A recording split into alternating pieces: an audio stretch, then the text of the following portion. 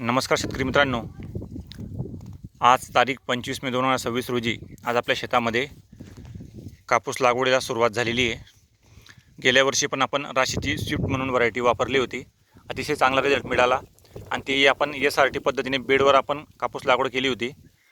तर आपल्या Indian agriculture tour या यूट्यूब चॅनलवर आणि फेसबुकवर आपण याचे सर्व व्हिडिओ अपलोड केलेले आहेत. तर ज्यांना प्रत्यक्ष बघायचं असेल की गेल्या वेळेस एवढा खराब वातावरणातसुद्धा राशीची स्विफ्ट म्हणून व्हरायटी आहे, किती दमदार आहे आणि खराब वातावरणात कशी तग धरून राहते याचे पुराव्यासकट आपण सर्व यूट्यूबला आपण अपलोड केलेले आहेत व्हिडिओ इंडियन ॲग्रिकल्चर टूर या चॅनलवर. तर त्या ठिकाणी तुम्ही बघू शकतात. अतिशय चांगली व्हरायटी आहे मित्रांनो. या व्हरायटीचं एक चांगलं ऑब्झर्वेशन आम्ही केलेलं आहे. ही व्हरायटी उत्पादन चांगली देते आणि या व्हरायटीला लवकरात लवकर जर आपण म्हणजे कापूस जशी वेचणी झाली की 1 महिन्याच्या आत जर कापूस आपण पूर्ण बाजारात विक्री केला लवकर तर वजनाला पण चांगली येते आणि रोगाला सहजासहजी बळी पडत नाही. आड्यांचा प्रकोप पण याच्यावर जवळपास नाही सारखाच आहे. तर अतिशय चांगली व्हरायटी आहे.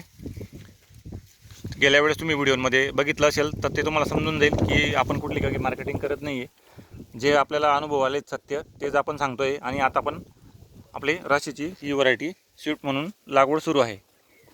तर अतिशय चांगली व्हरायटी आहे. आता राहिला प्रश्न हिला कुठल्या जमिनीत लावायला पाहिजे, तर हलकी आणि मध्यम जमिनीसाठी अतिशय चांगली व्हरायटी आहे. आता पुढे आमचं किडी लागवडीचे नियोजन आहे. ऑक्टोबरमध्ये आमचं शेत लवकरात लवकर खाली व्हावं या हिशोबाने आम्ही स्विफ्ट व्हरायटी लावलेली आहे. याच्या आधी आम्ही राशीची 659 ही व्हरायटी लावायचो. ती पण चांगली व्हरायटी आहे, पण ती वातावरणाला अतिशय सेन्सिटिव्ह आहे. जास्त दिवस ढगाळ वातावरण राहिलं तर पातेगड मोठ्या प्रमाणात होते आणि बोंडअळीची पण समस्या त्याच्यामध्ये राहते. तर या व्हरायटीमध्ये आम्हाला गेल्या वर्षी कसलाही रोगाचा प्रादुर्भाव दिसला नाही. कमी फवारण्यांमध्ये अतिशय चांगलं उत्पादन झालं. आपल्याला हमीभाव चांगला मिळाला नाही, ती एक नाराजी आहे, पण उत्पादनात नक्कीच ही व्हरायटी चांगली आहे. आता ही आमची काही प्रमाणात चुनखडी आणि मध्यम जमीन आहे. तर या ठिकाणी आम्ही पुढे केळी लागवड करणार आहे. त्या हिशोबाने स्विफ्ट व्हरायटी लागवड केलेली आहे. पुढे एक रस्त्यावर आमचं एक शेत आहे, त्या ठिकाणी पण काडी जमीन असल्यामुळे त्या ठिकाणी आम्ही राशीची 659 ही व्हरायटी लावणार आहेत. आणि दिशा शेताची जी आहे ती पूर्व पश्चिम असल्यामुळे तो आम्हाला एक चांगला बेनिफिट मिळणार आहे, म्हणून आम्ही त्या ठिकाणी 659 लावणार आहे. आता गेल्या वेळेस आपण SRT बेडवर किती जबरदस्त फायदे झाले ते सर्व आपण पुराव्यासकट दाखवलेले मित्रांनो.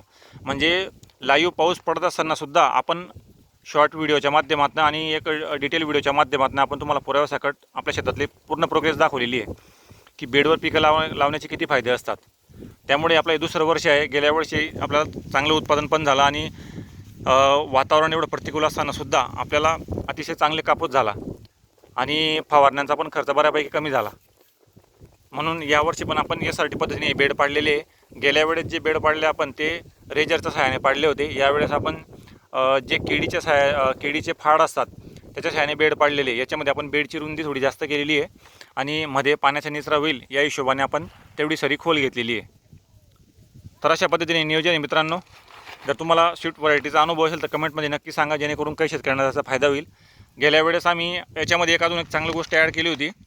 व्हरायटी जरी कुठल्या शेतकरीला वेगळ्या व्हरायटी लावत असला तरी माझं एक आग्रहाचं म्हणणं आहे की तुम्ही बेंटोनाइट सल्फर हे तुमचं जो पावसाळ्यामध्ये जो आपण बेसल डोस देतो कापूसला किंवा इतर पिकांसाठी सुद्धा, तर त्यामध्ये बेंटोनाइट सल्फर नक्की ॲड करा. त्याच्यावर झाडाची ग्रीनरी जास्त वेळ टिकून राहते आणि झाड रोगाला सहजासहजी बळी पडत नाही. बुरशीचं प्रमाण पण कमी राहतं.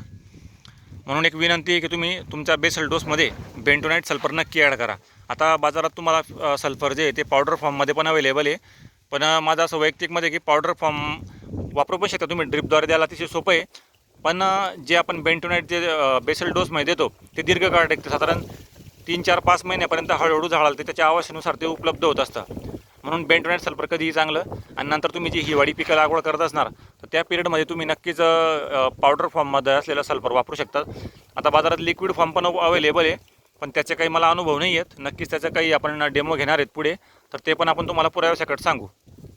तर तुम्ही व्हरायटी कुठलीही लावा, पण त्यामध्ये सल्फरचा बेसल डोसमध्ये सल्फरचा समावेश नक्की करा. बेंटोनाइट सल्फर जे ग्रॅन्युलरमध्ये असतं दाणेदार. मग बघा तुम्हाला किती फरक बघायला मिळतो. वाटल्यास तुम्हाला त्याची सत्यता पडताळायची असेल सल्फरची पावर, तर तुम्ही 2 प्लॉट असेल ना तुमचे, तर अर्ध्या प्लॉटला तुम्ही ते बेंटोनाइट सल्फर द्या, दुसऱ्या प्लॉटला देऊ नका. तर तुम्हाला हे सत्य लक्षात येऊन जाईल. मित्रांनो, हे माझे वैयक्तिक अनुभव आहेत, त्याचा आम्हाला फायदा झालेला आहे आणि तो फायदा तुम्हाला पण व्हावा या हिशोबाने आपण जे सत्य ते सांगायचा प्रयत्न आहे. गेल्या व्हिडिओमध्ये पण आपण खतांमध्ये काय काय दिलं ते आपण सर्व पुराव्यासकट सांगितलेलं आहे.